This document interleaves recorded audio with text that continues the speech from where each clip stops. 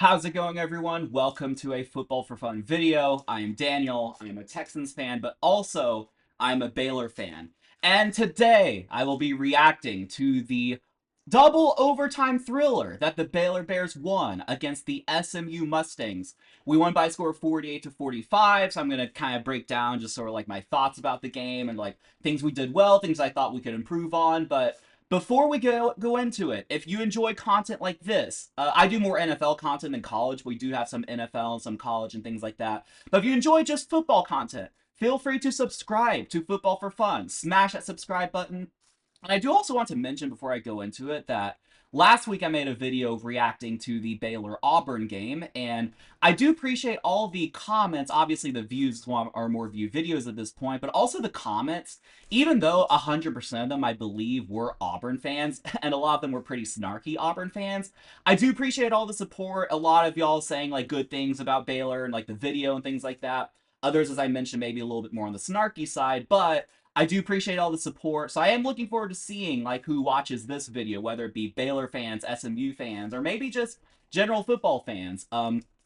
Feel free to put your thoughts in the comments, whether it be supporting Baylor or SMU.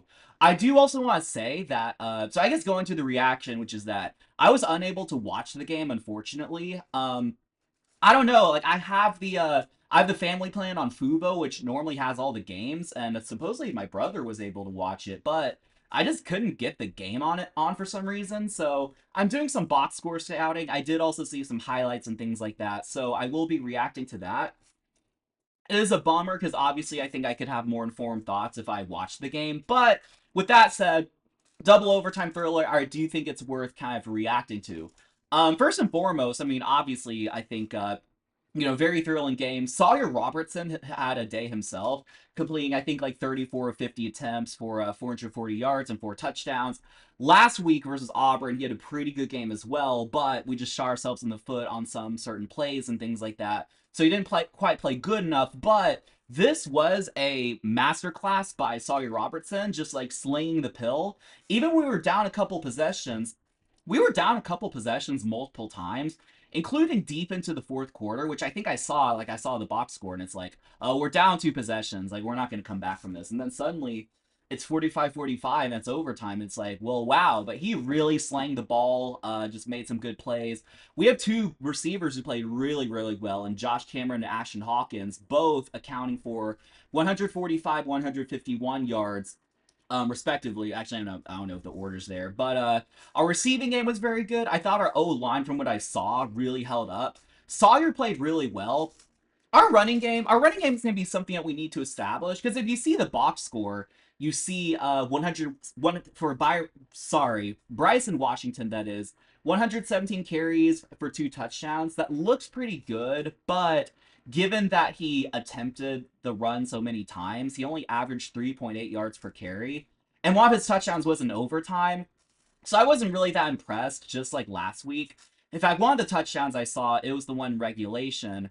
There was a wide open lane to his right, I think, and he just kind of ran into the pile on the left, and then was like, oh, there's a wide open lane. There's green grass. I'm going to score the touchdown. So wasn't too thrilled by the running game. And that's kind of one of my thoughts, which is that we do need to establish the running game if we're going to be more consistently good, because quite frankly, we can't ask Sawyer Robertson to throw 50 times.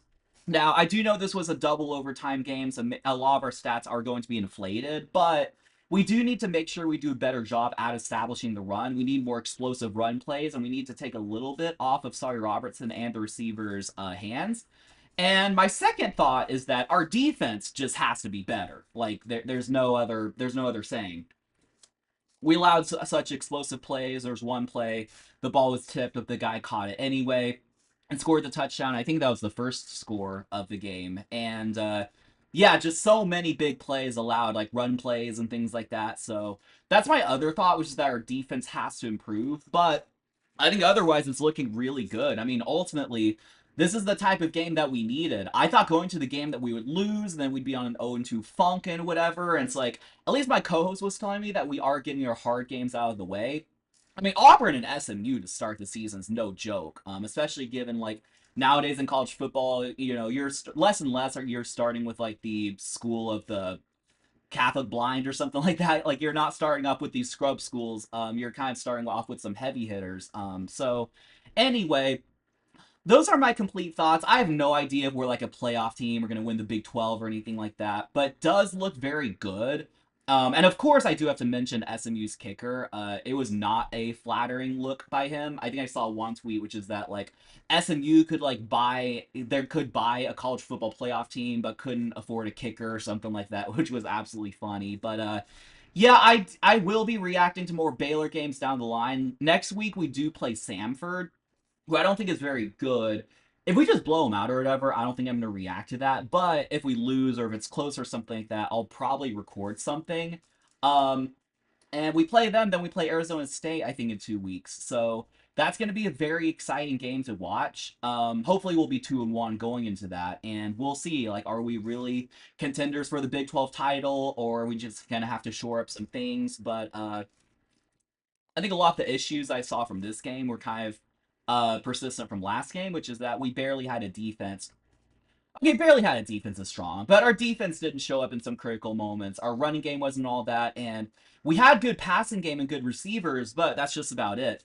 So this game, it got the job done, but moving forward, it does remain to be seen like how that kind of holds up. So I think that's it as far as I'm concerned. Thank you all so much for watching, whether you're a Baylor fan or an SMU fan.